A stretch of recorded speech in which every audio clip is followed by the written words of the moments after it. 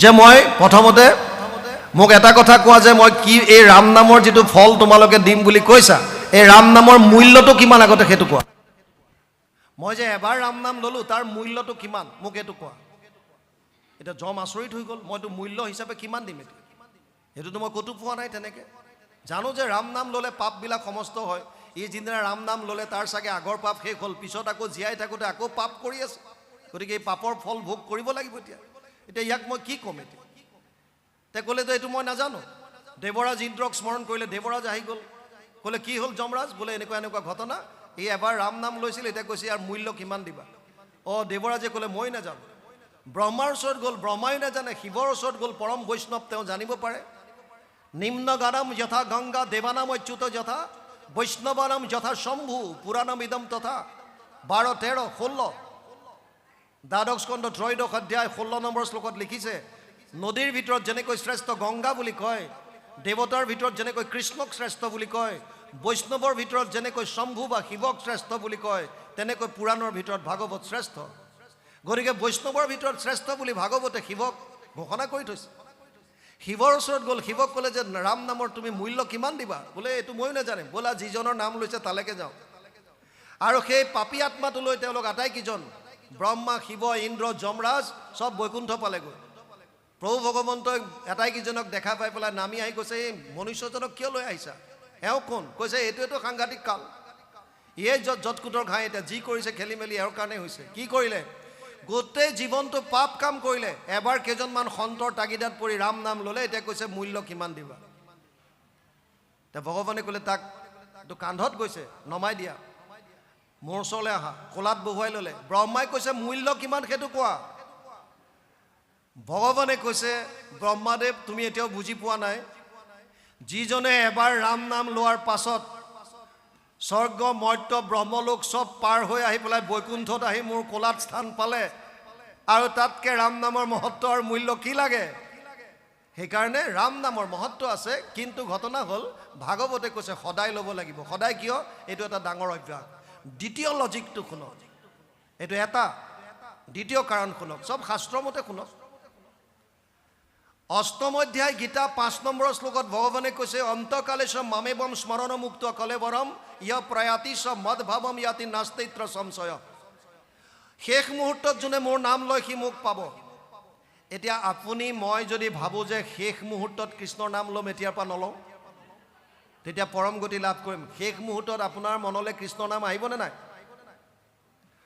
উদাহৰণৰ দ্বাৰা বুজক ৰাজস্থানত এজন মহাজন আছিল বেপাৰী ই কৰবাত অজামিল উপাখ্যান শুনিলে আৰু অজামিল উপাখ্যান শুনি পেলাই তাত গম পালে যে পিতেকৰ নামটো নাৰায়ণ থৈছিল নাৰায়ণ বুলি মাততে ই পুনৰ জীৱিত হৈ গল সেইকাৰণে কি কৰিলে নিজৰ চাৰিটা পিতেকৰ নাম ভগৱানৰ নামত ৰাখিলে গোপাল গোবিন্দ মাধৱ আৰু জনাৰ্দন কিয় যে মৃত্যুৰ সময়ত আন পাহৰিলেও মই ল'ৰাকেইটাৰ নাম ল'বলৈ নাপাহৰো কিন্তু সদায় কি চিন্তাত থাকে দোকানখনৰ বেপাৰ কেৱল দোকান দোকান দোকান দোকান কিন্তু নামকেইটা ৰাখিছে এটা লজিকত ৰাখিছে যে শেষ মুহূৰ্তত মই ল'ৰাকেইটাৰ নাম লওঁ ল'ৰাকেইটাৰ নাম ল'লে মোৰ মৃত্যু হ'লে আৰু মই পৰম গতি লাভ কৰিম মৃত্যুৰ সময়ত গম পাইছে প্ৰায় মেলেকে নৰ্মেল ডেথত গম পাই যে মই বেছি সময় জীয়াই নাথাকোঁ সেইকাৰণে বিয়া দিয়া ছোৱালী হওক আঁতৰত থকা ল'ৰা হওক মাতিবলৈ কয় অমুকক মাতি দে ছোৱালীজনীক মাতি দে তোৰ বাইদেউহঁতক মাত খুৰাহঁতক মাতি দে জানে যে মই যাম আৰু সেইদিনা বুঢ়াজনে গম পাইছে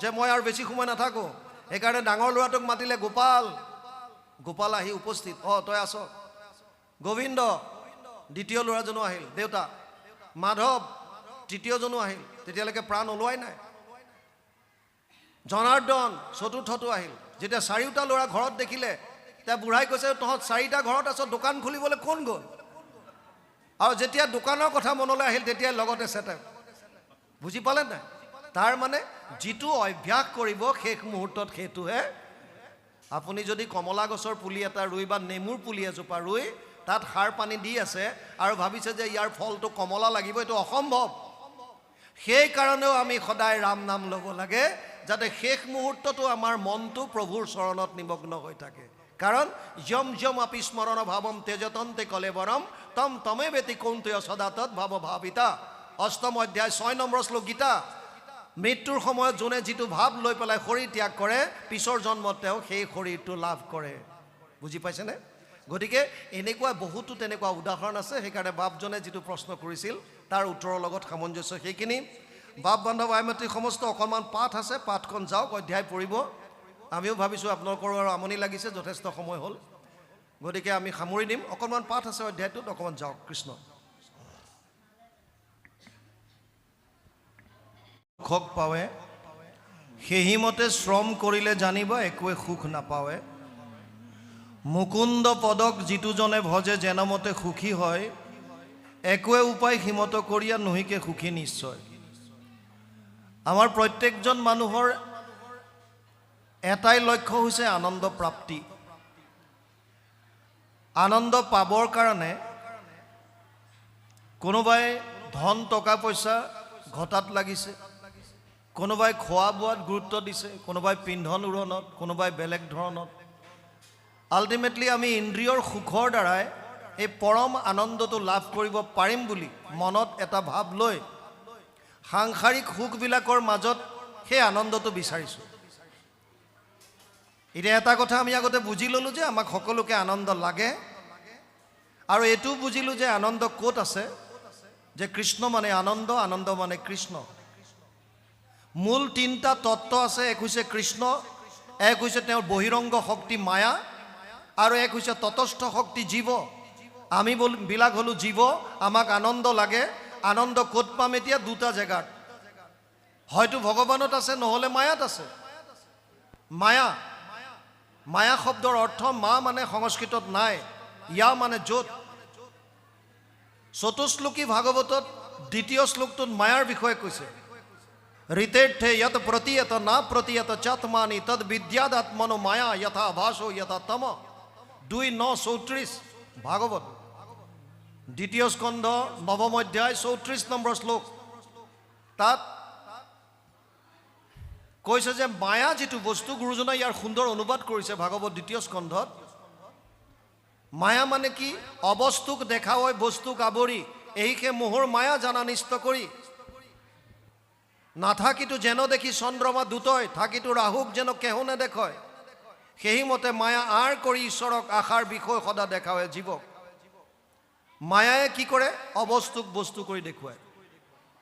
দুই ধৰণৰ মায়া আছে, এক হৈছে জীৱ মায়া, এক হৈছে গুণ মায়া। জীৱ মায়াটোৱে আমাৰ মন বুদ্ধি আৰু ভগৱানৰ মাজত এখন পৰ্দা দিয়ে, যাক আৱৰণ বুলি কয়। সেইটো মায়াৰ এটা শক্তি, আৱৰণ শক্তি। আন এটা হৈছে জীৱ মায়াৰ শক্তি বিক্ষেপণ। আমাৰ মনটোক ঈশ্বৰৰ ওচৰৰ পৰা আঁতৰাই ধন টকা পইচা পুত্ৰ পৰিবাৰ খোৱা বোৱা কাপোৰ কানি এই সংসাৰলৈ পেলাই দিয়ে। এইটো হৈছে বিক্ষেপণ। গুণমায়াৰ তিনিটা গুণ আছে। সত্যম ৰজস তমইতি গুণ প্ৰকৃতি সম্ভৱা নিবধ্নন্তি মহাবাহু দেহে দেহী নাম অব্যয়ম। 14th অধ্যায় 5 নম্বৰ শ্লোক গীতা। হে অৰ্জুন, মোৰ মায়াৰ তিনিটা গুণ আছে, সত্য ৰজ আৰু তম। ই আত্মাক শৰীৰৰ লগত বান্ধি আছে। এই গুণ তিনিটাই কেনেকৈ কাম কৰে? তিনিটা গুণৰ পৰা আমাৰ মনলৈ তিনি ধৰণৰ ভাৱ আহে। সত্য গুণৰ পৰা সাত্বিক ভাৱ, ৰজগুণৰ পৰা ৰাজসিক ভাৱ, আৰু তম গুণৰ পৰা তামসিক ভাৱ। সত্যগুণ বৃদ্ধি হ'লে তত্ৰ সত্বম নিৰ্মলত্বাদ প্ৰকাশক মনাময়ম সুখ সঙ্গে ন বদনাতি জ্ঞান সঙ্গে ন চানঘ। 14th অধ্যায় 6 নম্বৰ শ্লোক গীতা। সত্যগুণ হৈছে নিৰ্মল, প্ৰকাশময়। ভক্তিৰ প্ৰকাশ বন্তি গছি হৃদয়ত জ্বলাই দিয়ে, অজ্ঞান অন্ধকাৰ যিমান আছে চব নাশ হয়, আৰু তেতিয়া সুখ আৰু জ্ঞানৰ লগত আত্মাক শৰীৰৰ লগত বান্ধে। সাত্বিক ভাৱ অহাৰ লগে লগে মানুহ ধীৰস্থিৰ হয়, ঈশ্বৰমুখী হ'ব বিচাৰে, সমস্ত প্ৰাণীৰ প্ৰতি প্ৰেম ভাৱ জাগ্ৰত হয়, আপোনাৰ দৃষ্টিকোণত সাত্বিকতা আহে, হিংসা ইত্যাদিৰ পৰা আপুনি আঁতৰত থাকিব বিচাৰে। ৰজুগুণ যেতিয়া বাঢ়ে, ৰজু ৰাগাত্মকম বৃদ্ধি তৃষ্ণা সংগ সমুদ্ভৱম তাত নিবদ্ধন্তি কৌন্তেয় কৰ্ম সংগেন দেহিনাম। 14th অধ্যায় 7 নম্বৰ শ্লোক গীতা। ৰজুগুণ আসক্তি বঢ়ায়। পুত্ৰ পৰিবাৰ ধন টকা পইচা ঘৰ দুৱাৰ কেৱল আসক্তি, এটাচমেণ্ট আৰু তৃষ্ণা। যিমান পায় আৰু লাগে। এজন মানুহে ৰাতিপুৱা খোজকাঢ়িবৰ কাৰণে ওলাইছে, গেটখন খুলিছে, এটা বেগ দেখা পাইছে, ক'লা বেগ এটা। চেইনডাল খুলি চাইছে, চব 500 টকীয়া নোটৰ বাণ্ডল, আৰু ইফালে সিফালে চালে কোনো মানুহ নাই। বেগটো লাহেকৈ উঠাই লৈ আহিল, আহি দুৱাৰ মাৰি দিলে, পৰ্দা টানি দিলে, খিৰিকী বন্ধ কৰি। বিছনাত টকা ঢালি দিছে আৰু ঘৈণীয়েকক মাতিলে হে শুনিছা আহা এইফালে গন্তি কৰা দুইজনে পুৰা গন্তি কৰাত লাগিল কিমান ওলাল ৯৯,৫০০ 99,500 আৰু এতিয়া ওপৰলৈ চাই কৈছে হে প্ৰভু আৰু ৫০০ টকা দিয়া হ'লে পুৰা ১ লাখ হৈ যায় আৰু ৫০০ বুজি পাইছে নাই ৯৯,৫০০ পায়ো সন্তুষ্টি যাৰ নাই এইটো কিহৰ কাৰণে ৰজগুণ বাঢ়িলে জাক জমকতা নেম এণ্ড ফেম মোক মানুহে জয় জয়কাৰ কৰক মোৰ গুণ গৰিমা গাওক মই গ'লে অকণমান স্পেচিয়েল কোৱালিটি এটা দিয়ক মোক পিন্ধোৱা গামোচাখন অকণ স্পেচিয়েল হওক মোক দিয়া জাপিটো অলপ বেলেগ ধৰণৰ মোৰ চকীখন অকণ বেলেগকৈ সজাওক নেম এণ্ড ফেম নাম আৰু যশস্যা যোনে বিচাৰে জাক জমকতাত বেছিকৈ গুৰুত্ব দিয়ে এইবিলাক হৈছে ৰজগুণৰ কাম আৰু তমগুণ তমস্তু অজ্ঞানজম বিদ্ধি মোহনম সৰ্বদেহিনাম প্ৰমাদ আলস্য নিদ্ৰাভি তদ নিবধ্নন্তি ভাৰত ৪ৰ্থ অধ্যায় ৮ নম্বৰ শ্লোকত কৈছে হে অৰ্জুন তমগুণটোতো অজ্ঞানতাৰ প্ৰতীক তমগুণ বাঢ়িলে তামসিক ভাৱ যেতিয়া আহিব এজন মানুহে ৩টা কাম কৰিবলৈ মন যায় প্ৰথম হৈছে প্ৰমাদৰ দৰে প্ৰমাদ মানে উন্মত্ত পাগল দ্বিতীয় হৈছে এলেহুৱা কৰ্তব্য কৰ্মবিলাক কৰিবলৈ ইচ্ছা নকৰে পাছত কৰিম বুলি থৈ দিয়ে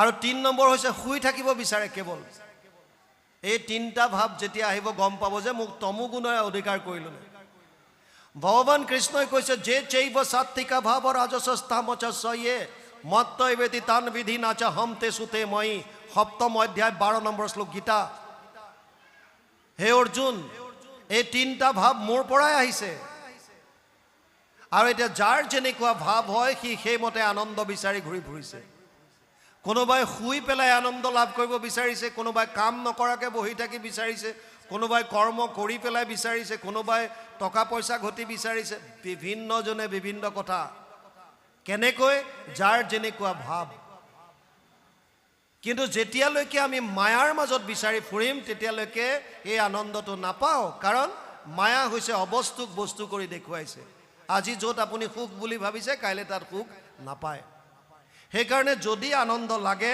তেতিয়ালে ইয়াত কৈছে কৃষ্ণৰ ওচৰ যাব লাগিব নহলে কেৱলেহে আয়ু ব্যৰ্থ হৈ মাত্ৰ পৰম দুখক পাৱে ধন টকা পইচা ঘৰ দুৱাৰ এইবিলাক আনন্দ যদি বিচাৰিছে মিনিমাম চলিবৰ কাৰণে যিখিনি লাগে কৰ্তব্য কৰ্ম কৰিছে আপুনি একো আপত্তি নাই কিন্তু আসক্ত যেতিয়া হ'ব সেইটো বস্তুত এতিয়া কৈছে কেৱল মাত্ৰ ব্যৰ্থ এইবিলাক কাম নাই কেৱলেহে আয়ু ব্যৰ্থ হৈ মাত্ৰ পৰম দুখক পাৱে সেই মতে শ্ৰম কৰিলে জানিবা একোৱে সুখ নাপাৱে তাত নাপাব আপোনালোকে ক'ত পাব মুকুন্দ পদক যিটো জনে ভজে যেনমতে সুখী হয় একোৱে উপায় সীমত কৰিয়া নহিকে সুখী নিশ্চয় যদি আনন্দ পাব বিচাৰিছে এটাই উপায় দিছে কেৱল মুকুন্দৰ পদক আকোৱালি লওক মানে কৃষ্ণৰ একান্ত শৰণ সমস্ত প্ৰাণীৰ প্ৰতি বিষ্ণুময় ভাৱ আৰু ভকতৰ লগত যিমান পাৰে প্ৰভু ভগৱন্তৰ লীলাসমূহৰ শ্ৰৱণ কীৰ্তন কিয় ভগৱানৰ লীলা শুনিম কি হ'ব লাভ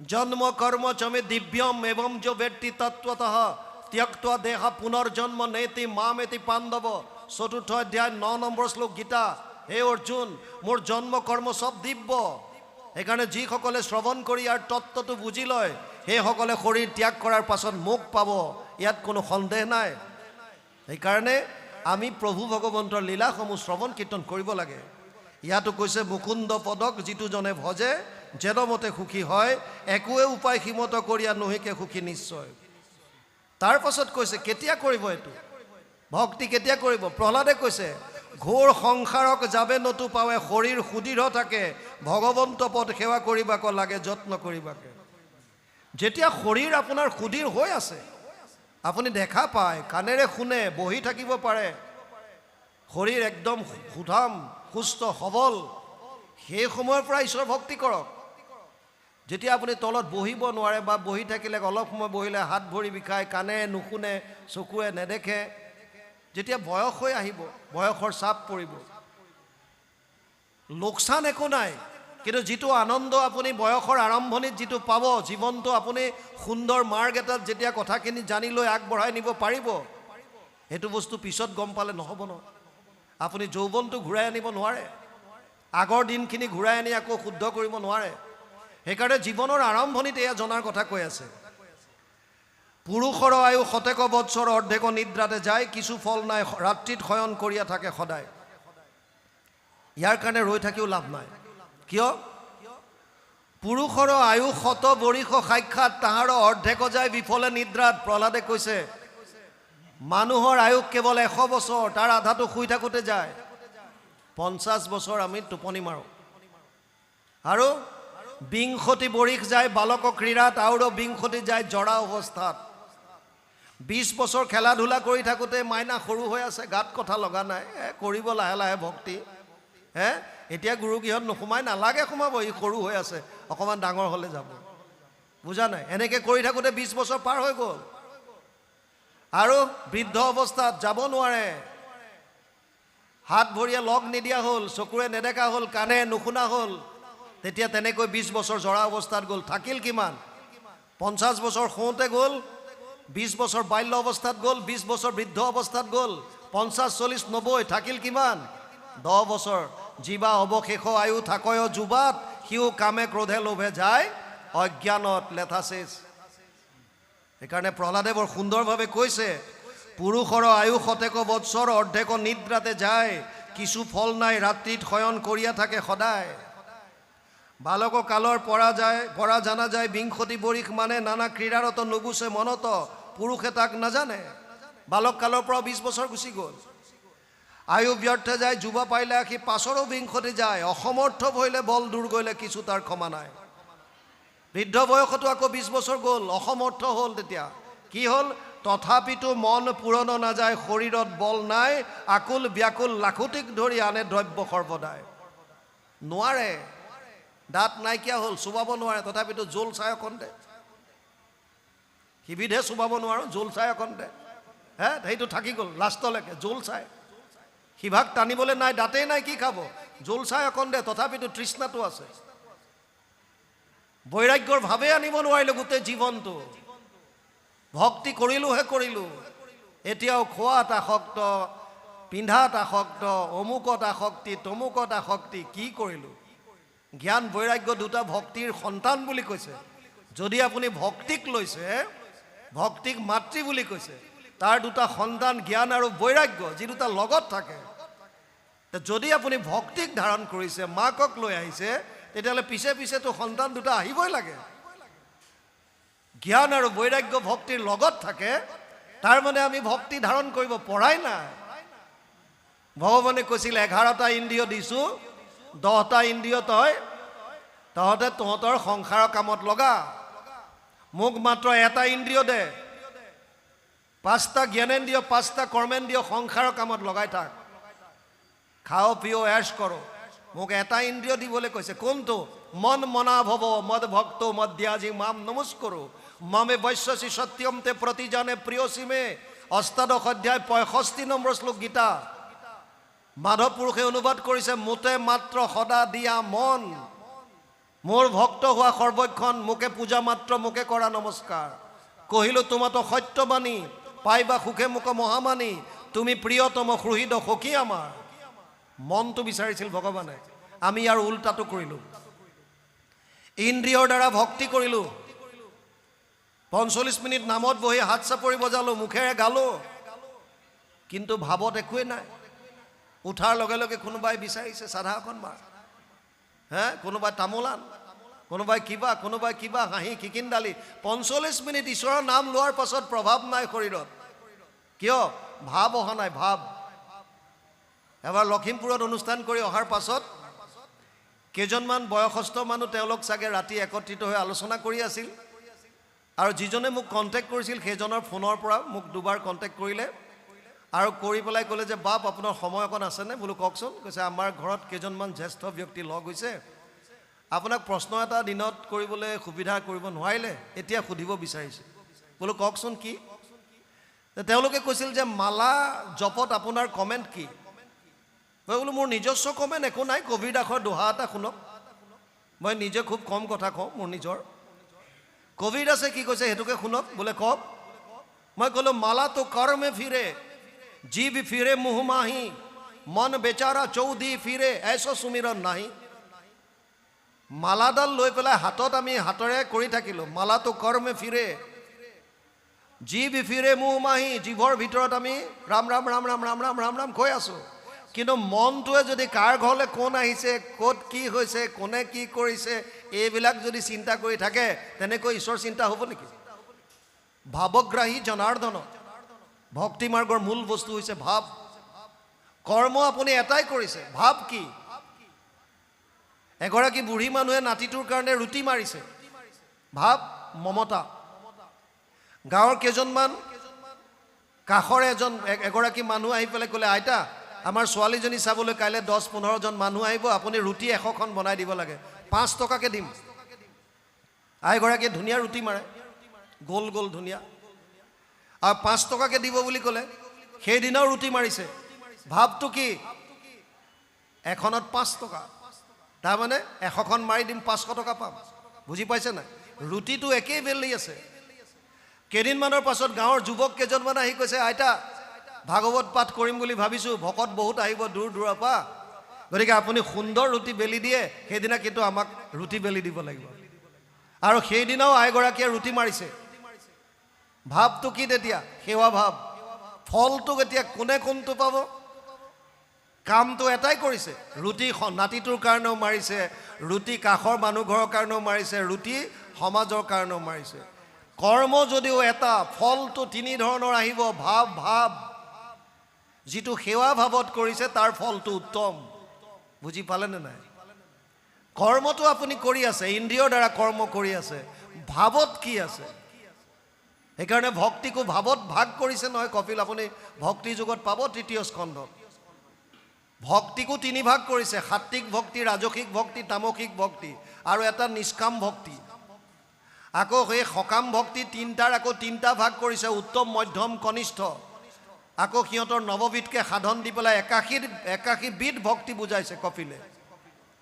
গতিকে কেৱল ভাৱৰ ওপৰত, ভাৱ। সেইকাৰণে ভগৱানে কৈছে মনটো মোক দে, কিন্তু আমি মনটো নিদি ইন্দ্ৰিয়ৰ দ্বাৰা কৰিছোঁ।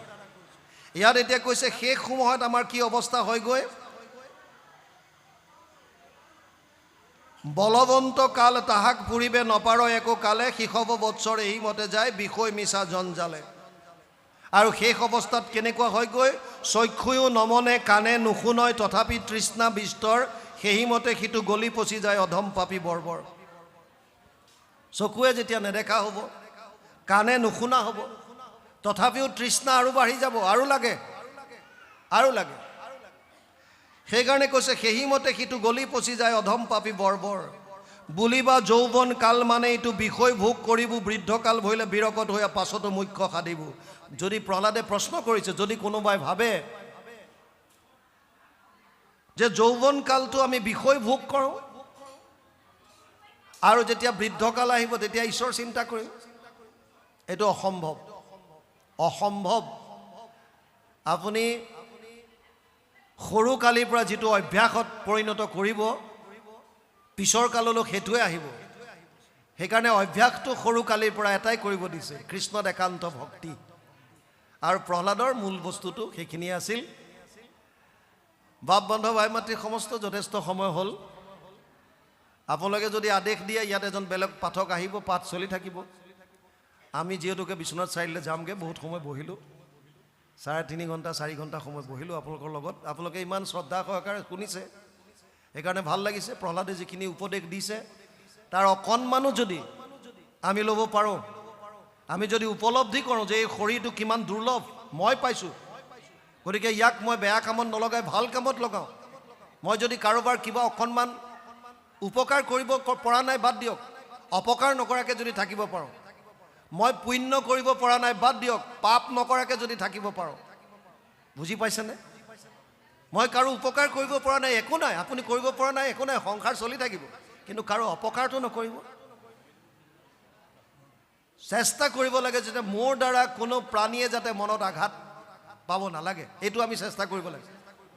যদি এইখিনিকে বুজি লওঁ, প্ৰহ্লাদে কৈছে আমাৰ ইমান এটা দুৰ্লভ শৰীৰ পাইছোঁ, এই শৰীৰটো পোৱাৰ পাছত সকলোৰে এটাই কৰ্তব্য হোৱা উচিত, আমি কৃষ্ণত একান্তভাৱে ভক্তি কৰা উচিত। গতিকে আপোনালোকে যদি আজ্ঞা কৰে, কি কৰিব? পাঠ যাবনে নে কি? বাপ সামৰিব কৈছে। আচ্ছা, সামৰাৰ ওপৰতে আহি গৈছে আদেশ, তেতিয়াহ'লে আমি সামৰিম। সাধাৰণতে এটা ঘটনা হয়, আমি শুনি পেলাই গ্ৰহণ কৰিব পৰা ব্ৰেইনৰ যিটো কেপাচিটি, এইটো আচলতে 45 মিনিট। এইটো একদম বিজ্ঞানসন্মত এটা বস্তু। এটা বৈঠকত বহি পেলাই শুনি পেলাই গ্ৰহণ কৰিব পৰা যিটো ব্ৰেইনৰ কেপাচিটি আমাৰ আছে, এইটো কেৱল 45 মিনিট সময়হে থাকে। সেইকাৰণে স্কুল কলেজৰ পিৰিয়ডবিলাক বহুত চিন্তা কৰি আগৰ মানুহে 45 মিনিট সময় ৰাখিছিল, 45 মিনিট। কিন্তু ঈশ্বৰৰ কথাৰ ক্ষেত্ৰত ইয়াৰ ব্যতিক্ৰম আছে, মই নকওঁ যে নাই। কাৰণ শুকদেৱে 7 দিন 7 ৰাতি কৈছিল, পৰীক্ষিতে 7 দিন 7 ৰাতি শুনিছিল। বৰ্তমান সেইখিনি শাৰীৰিক সক্ষমতা থকা না শুকদেৱ আছে না পৰীক্ষিত আছে। তথাপিও আমি 3-4 ঘণ্টা সময় এনেকৈ বহি শুনিব পাৰোঁ। আৰু ইয়াতকৈ বেছি দীঘলীয়া হ'লে আমাৰ ভয় লাগে। সেইদিনা মাজতে ফাংচনত, বিহুৰ ফাংচনত এজনে গাই আছে, প্ৰগ্ৰেম শেষ নকৰাই হ'ল। আনফালে ষ্টেজৰ সন্মুখত এটাই লাখুটি লৈ পেলাই অগাদয়া কৰি আছে। গায়কজনে মাজে মাজে সোধে, হেৰা তুমি কি কৰিছা, অগাদয়া কৰি আছে? বোলে নাই নাই, তুমি গাই থাকা, তোমাৰ লগত একো কথা নাই। আকৌ গাবলৈ ধৰে, সি লাখুটিডাল লৈ ইফালে সিফালে চাই অগাদয়া কৰি আছে ষ্টেজৰ আগত।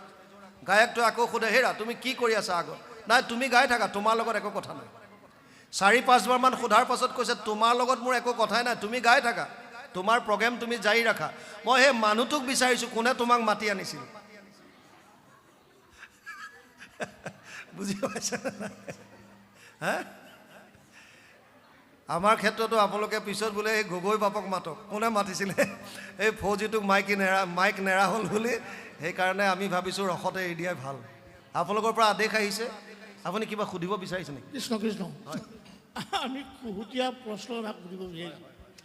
আমাৰ প্ৰশ্নভাগ হ'ল, আমি দীপক ব্ৰহ্মবাবক লগ পাইছিলোঁ, জগত বলীয় প্ৰভুক লগ পাইছিলোঁ, আৰু এতিয়া শেহতীয়াকৈ আপোনাৰবাবকো আমি 2 বাৰ লগ পাইছোঁ, কিন্তু সোধা নাই।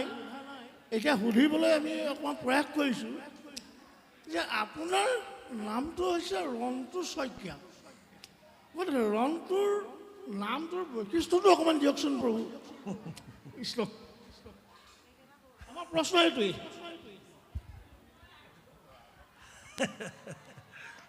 ৰন্টু শব্দটো আপোনালোকে পাব ৰাস ক্ৰীড়াৰ প্ৰথম শ্লোকটোতে পাব। 10ম স্কন্ধৰ 29 নম্বৰ অধ্যায়ৰ প্ৰথম শ্লোকটো যেতিয়া চাব, তাত আপুনি ৰন্টু শব্দটো পাব। বুজি পাইছে? গতিকে তাৰ পৰাই অনুমান লগাই লওক আৰু, বাকীনো কি ক'ম।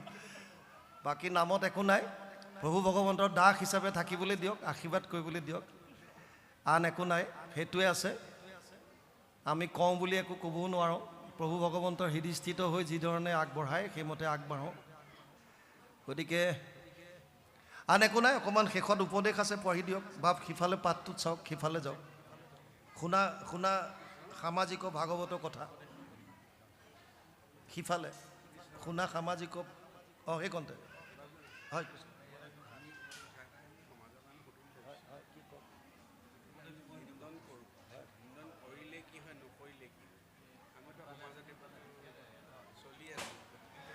কৃষ্ণ কৃষ্ণ। বাপে মনে মনে কথা এটা কৈছে যে আমি মুণ্ডন কৰোঁ, কৰিলে কি লাভ, নকৰিলে কি লাভ। কৰিলে চুলিখিনি গুচি যাব, নকৰিলে থাকিব। কি হ'ব? হে, কৰিলে চুলিখিনি গুচি যাব, নকৰিলে থাকিব। কথা তেনেকুৱা নহয়। ভাগৱতত যদি যায়, এই মুণ্ডন প্ৰক্ৰিয়াটো মৃত্যুৰ সমান এটা প্ৰায়শ্চিত্ত বুলি দেখুৱাইছে। 2-3টা জেগাত ভাগৱতত আহে। প্ৰথম আহিছে অশ্বত্থমাৰ ক্ষেত্ৰত। অশ্বত্থমাই যেতিয়া পঞ্চপাণ্ডৱৰ 5জন পুত্ৰক বধ কৰে, তেতিয়া অৰ্জুনে প্ৰতিজ্ঞা লৈছিল, অধম দ্বিজৰ মাথা গোটক আনি জেভে আনি নিদো তোক, মই তেতিয়ালৈকে তোৰ দুষ্মৰ শোকটো মই নুগুচাওঁ। তাৰমানে সেই অধম দ্বিজ মানে অশ্বত্থমাৰ মই ডিঙি কাটি আনি তোক দিম, এইটো মোৰ প্ৰতিজ্ঞা। আৰু কৃষ্ণক সাৰথী হিচাপে লৈ গৈ যেতিয়া অশ্বত্থমাক ধৰি আনিছিল, হাত ভৰি বান্ধি একেলগে লাডু কৰি ভৰি হাত একেলগে মিলাই বান্ধি আনিছে ৰথত, আৰু ধপচকৈ যেতিয়া পেলাই দিলে, তেতিয়া দ্ৰৌপদীয়ে চিঞৰি উঠিছিল, মুচ্যন্তি মুচ্যন্তি বুলি, খুলি দিবলৈ কাৰণে কৈছিল। যেতিয়া খুলি দিবলৈ ক'লে, এতিয়া অৰ্জুন দুমোজাত পৰি গ'ল। অৰ্জুনে প্ৰতিজ্ঞা কৰিছে যে অশ্বত্থমাৰ ডিঙি কাটিম। যুধিষ্ঠিৰেও আজ্ঞা দিলে যে ইয়াক বধ নকৰিবা, খুলি দিয়া। দ্ৰৌপদীৰ লজিক আছিল যে মই মোৰ 5টা পুত্ৰ হেৰুৱাই পেলাই আজি যিটো দুখ পাইছোঁ, গৌতমীয়ে দ্ৰোণাচাৰ্যৰ পত্নীয়ে দ্ৰোণাচাৰ্যক ইতিমধ্যে হেৰুৱালে, আৰু যদি আজি একমাত্ৰ সন্তানটো যদি হেৰুৱায় তেতিয়াহ'লে সেইগৰাকী মাতৃৰ অৱস্থা কি হ'ব? সেইকাৰণে তেওঁৰ উদাৰতা দেখুৱাই পেলাই কৈছে যে নাই নাই, এওঁক কোনোমতে বধ নকৰিবা, মাকৰ মুখলৈ চাই পেলাই ইয়াক এৰি দিয়া। অৰ্জুন যেতিয়া দ্বিধাত পৰে তেতিয়া কৃষ্ণৰ মুখী হয়, আৰু সেই সময়তো অৰ্জুনে সখাৰ মুখলৈ চাইছে। ভগৱান অতি কোনো কোনো সময়ত বিৰাট বেছি নৌটংকী কৰি দিয়ে। কৃষ্ণই ক'লে, সখা শাস্ত্ৰৰ কথা এটা কওঁ মনে মনে, যে কি বিপ্ৰক বধ কৰিব নাপায় আৰু আততাইক এৰি দিব নাপায়। বুজি পালে নাই? বিপ্ৰক বধ কৰিব নালাগে, আততাইক এৰি দিব নালাগে। আততাই মানে কাৰোবাৰ ঘৰত জুই দিয়া, কোনোবা সন্তান কাটি পেলোৱা, চব আততাই এইবিলাক। এতিয়া অৰ্জুনে কৈছে তাৰমানে ক'লা কি তুমি? এই অশ্বত্থমা বিপ্ৰও হয় আৰু আততাইও হয়। এতিয়া মই এৰিম নে ধৰিম, মাৰিম, কি কৰিম এতিয়া? আৰু তাৰ পাছত তেতিয়া তেওঁ মনত চিন্তা কৰি পালে কি, যে মোৰ প্ৰতিজ্ঞাও য'ত থাকিব আৰু য'ত ইয়াৰ বধো নহ'ব, তেনেকুৱা এটা উপায় উলিয়ালে, মুণ্ডন। এতিয়া বহুতে কয় আগতে, মই অৱশ্যে দেখা নাই, সঁচা কথা কওঁ, তোমালোকে কিছুমান ক্ৰিটিকেল বস্তু ইউটিউবত নিদিবা, যিবিলাক অকণমান কিবা আমি ঘৰুৱাভাৱে আলোচনা কৰিছোঁ, ভিউজ ল'বৰ কাৰণে দি লাভ নাই। আগতে বোলে কলহ এটাত মাক বাপেকৰ নাম লিখাই পেলাই গৈ পেলাই মাৰ মাৰি দিয়ে। মই নাজানো, মই দেখা নাই কি, কাৰণ আমি জন্মৰ পৰা যিটো পাইছোঁ, আমাৰ সম্পূৰ্ণৰূপে 100% আমাৰ গাঁৱৰ মানুহ চব এক শৰণত আছে। তে আমি সৰুৰে পৰা এটা পৰিৱেশে পাইছোঁ, কেৱল গুৰুজনা। বেলেগ আমাৰ গাঁৱত কোনো নাই, কোনো এঘৰ নাই, চব শ্ৰীমন্ত শংকৰদেৱ সংঘৰ সংগী। সংগঠন এটা, প্ৰাথমিক এখন, এটা খেল, গতিকে কোনো খেলি মেলি নাই। সেইকাৰণে আমি এইবিলাক বস্তু পোৱা নাই, কিন্তু শুনিছোঁ যেনেকৈ কলহত বোলে লিখাই লয়, পানীত লৈ গৈ মাৰ মাৰি পেলাই ভাঙি দিয়ে। তাৰ পাছত সেইটো যে এটা শাস্তি হৈ গ'ল নে নাই, এটা অপৰাধ হ'ল নে নাই, সেইটো কাৰণে বোলে পিছত নহয়, সেইটো এটা হৈ যোৱাৰ কাৰণে মুণ্ডন কৰি পেলাই, তাৰমানে কাৰণ অপৰাধী হ'ল, হত্যাৰ অপৰাধীৰ কাৰণে প্ৰায়শ্চিত্তৰ কাৰণে মুণ্ডন কৰায়। বুজি পাইছেনে? আকৌ কিছুমান আপুনি এতিয়াৰ লজিক চাওক, যেতিয়া ইন্দিৰা গান্ধীৰ মৃত্যু হ'ল তেতিয়া ৰাজীৱ গান্ধীয়ে কিন্তু মুণ্ডন কৰা নাই। বুজি পাইছে নাই? শচীন তেণ্ডুলকাৰৰ দেউতাক ঢুকাওঁতেও সেই সময়ত যিটো পেপাৰে পত্ৰ আমি পাইছিলোঁ, মাক নে দেউতাক কোন আছিল, তেওঁ তেতিয়াও কিন্তু মুণ্ডন কৰা নাই। কিয়? তেনেকুৱা বোলে উপায় আছে যে যদি কিবা কাৰণত তেওঁ মুণ্ডন কৰিব নিবিচাৰে, তেতিয়াহ'লে কিবা অৰ্থৰ প্ৰায়শ্চিত্ত দিলে হ'ল আৰু। যদি তেনেকুৱা আছে তেতিয়া কিয় কৰিব লাগে? বুজি পাইছে নাই? বুজি পাইছেনে? সেইকাৰণে আপুনি সেইটো পাব, ৰুক্মবীৰৰ ক্ষেত্ৰত পাব। ভগৱান কৃষ্ণই প্ৰতিজ্ঞা কৰিছিল যে ৰুক্মিণীক হৰণ কৰি আনোতে ৰুক্মক বধ কৰিব, আৰু কৰিবৰ কাৰণে তেওঁ যেতিয়া ৰেডি হ'ল, তেতিয়া ৰুক্মিণীয়ে ভৰিত ধৰিলে যে হে স্বামী, মোৰ এই বিবাহৰ সময়ত বা মোক হৰণ কৰি অনাৰ সময়ত যদি মোৰ দাদাক মৃত্যুদান দিয়া, তেতিয়াহ'লে এইটো সমাজত চিৰদিনলৈ মোৰ এটা থাকি যাব। সেইকাৰণে মই তোমাক অনুৰোধ কৰিছোঁ, এটলিষ্ট এই সময়ত তুমি মোৰ দাদাক বধ নকৰিবা। আৰু তেতিয়াও ভগৱান কৃষ্ণই চক্ৰৰ দ্বাৰা তেওঁক মুণ্ডন কৰি এৰি দিয়ে। বুজি পাইছেনে? গতিকে তেনেকুৱা কিছুমান শাস্ত্ৰত আছে। গতিকে যিসকলে কৰিছে তেওঁলোকে কোনো শাস্ত্ৰত পাইছে কৰিব লাগে। মই প্ৰথমে আলোচনা কৰিছোঁ, যোনে যোন শাস্ত্ৰ পঢ়িছে সেই শাস্ত্ৰৰ মতে চলিছে। গতিকে আমি কাকো নিন্দা কৰিব নাপায়, যোনে যেনেকৈ চলিছে তেওঁলোকৰ মতে চলিছে। আমি এনেকৈ পাইছোঁ, এনেকৈ ভাবিছোঁ, সৰুৰে পৰা জন্মৰ পৰা তেনেকৈ পাইছোঁ, গতিকে আমি তেনেকৈ চলিছোঁ। আৰু কিবাটো নাই নহয়। বেছি নুসুধিব, নহ'লে ভয় লাগে আৰু। ফৌজি মানুহ হৈ গ'ল। যদি অকণ উপদেশ আছে পাঠ কৰক আৰু যাওঁ। কৃষ্ণ।